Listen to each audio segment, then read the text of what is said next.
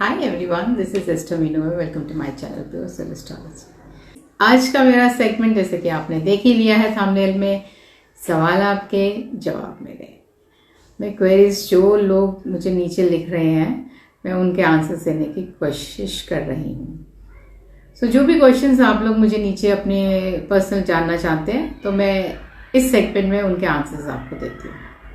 शादी के लिए कहा जाता है ना, ये ऐसा लड्डू है जिसने खाया वो भी पछताया, जिसने नहीं खाया वो भी पछताया।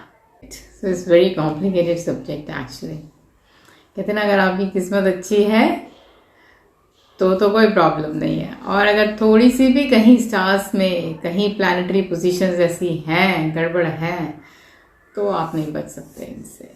क्योंकि ये जो है ना, हमारे रिश्ते जो हैं, यही तो हमारा प्रारब्ध कर्म है कि हमें भुगतना पड़ता है रिश्तों के रूप में। वो रिश्ता चाहे फादर के रूप में मिले, फादर अब्यूजिव हो जाते हैं, कि मेरी मदर आपको नहीं अगर ध्यान रखे, ब्रदर सिस्टर्स के साथ नहीं बनती, बॉयफ्रेंड्स के साथ ब्रेकअप्स होता रहता है, और last but not the least के हस्बैंड।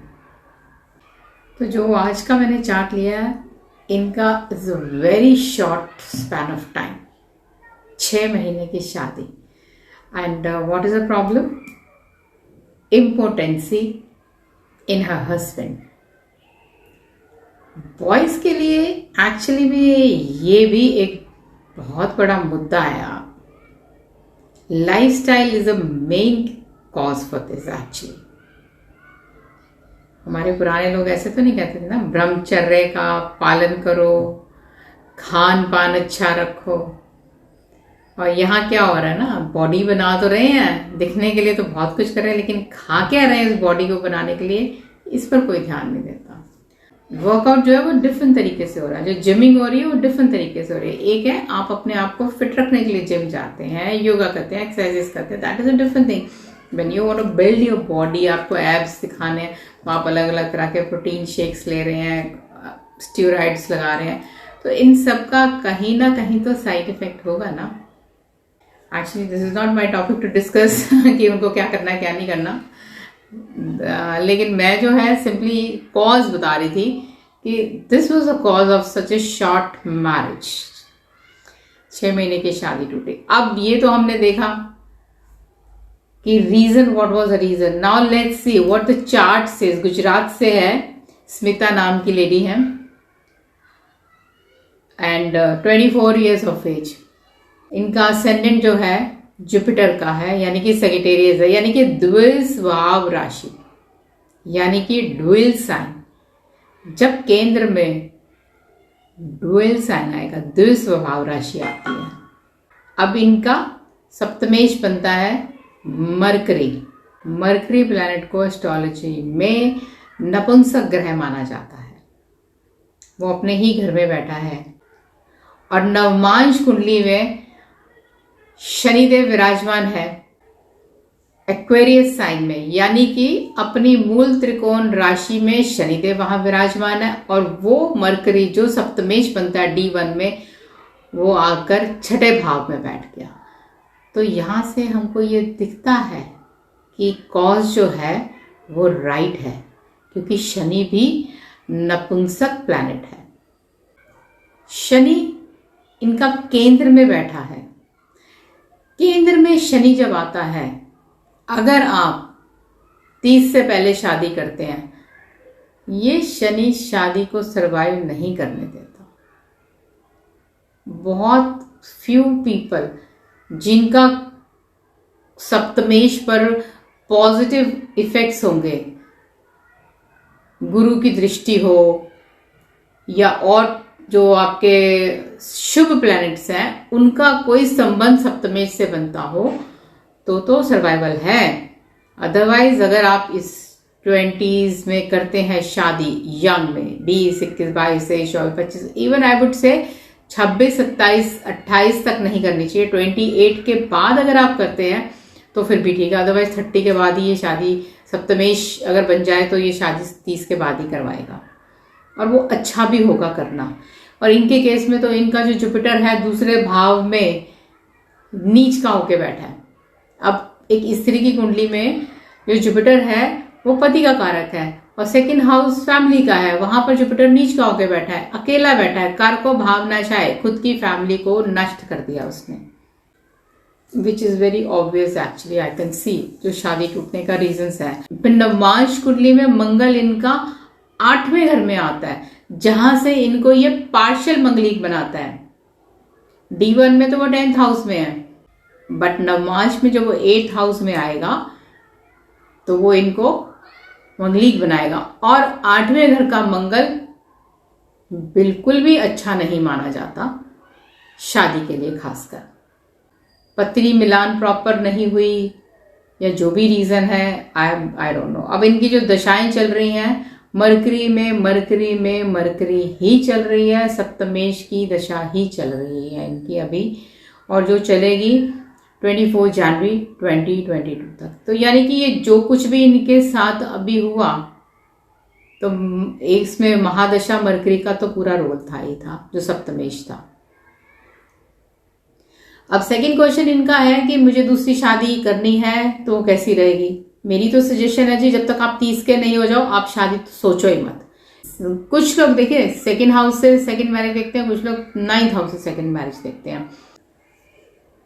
अगर मैं केपी चार्ट से इनका स्टडी करूं तो फर्स्ट मैरिज जो इनकी थी उसका जो नक्षत्र जो CSL था वीनस, और वीनस शनि के नक्षत्र में था, तो शनि तो हमें पता चल ही गया कि कैसे पोजीशन लेके बैठा हुआ है, जिस कारण बन गया।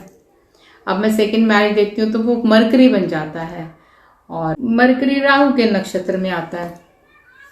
तो एडवाइस तो यही होगी कि दूसरी शादी में भी आपको उतार चढ़ाव जो देखने को मिलेंगे, तो बेटर है कि जब तक शनि अपनी जो केंद्र में बैठा है, क्योंकि केंद्र का शनि है, नवमांश कुंडली में भी वो केंद्र में स्ट्रांग होके बैठा है मूल त्रिकोण राशि का, तो 30 पार होने के बाद ही दूसरी मैरिज के लिए सोचना। आप दोनों के चार्ट्स को असेस कर लिए, वही बेटर रहेगा। इनके केस में तो मैं यही कहूँगी कि लड़के का चार्ट भी अच्छे से चेक कर लिया जाए, क्योंकि देखिए 6 महीने की शादी, 24 साल की उम्र, बेटर है कि अपने दूसरी शादी को जल्दी से करने की बजाय अपनी लाइफ में एक और सेटबैक लेना, उससे बेटर है कि अपने कैरियर बनाएं, अपने पैरों पे खड़े हों।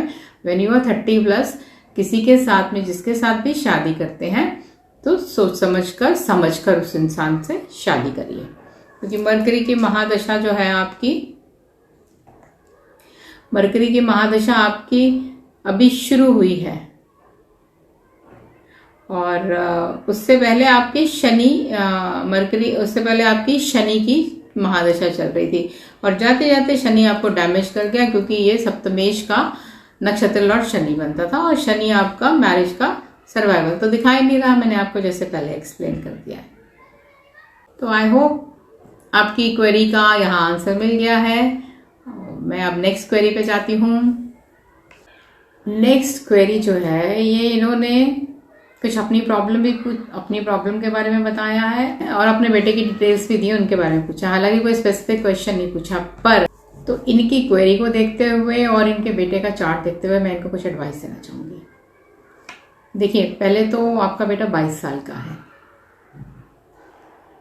बहुत अच्छा कैरियर है आपके बेटे का, पर वो कैरियर बनेगा कैसे जब आप एज ए मदर उन पर ध्यान देंगे। आपकी जो प्रॉब्लम है मैं समझ सकती हूं, लेकिन मेरा कहना यहां पर यह है, बेटर होगा कि आप अभी फिलहाल के लिए अपनी पर्सनल लाइफ को एक तरफ रख के बेटे का कैरियर पर ध्यान दें।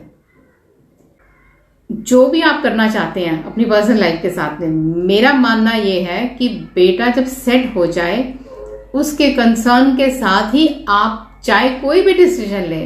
If you are a single mother, तो आप दूसरी शादी करना चाहते हैं, अगर आप रिलेशनशिप में रहना चाहते हैं, तो इसका भी उसके साथ में क्लैरिटी होनी चाहिए। बेटे के साथ में ऐसा कुछ नहीं होना चाहिए कि जो छुप छुपा के अगर आप करना चाहेंगे तो आपके लिए ये बहुत ही बुरा होगा, क्योंकि इसका असर आपके बच्चे की मैरिड लाइफ पे पड़ने वाला है।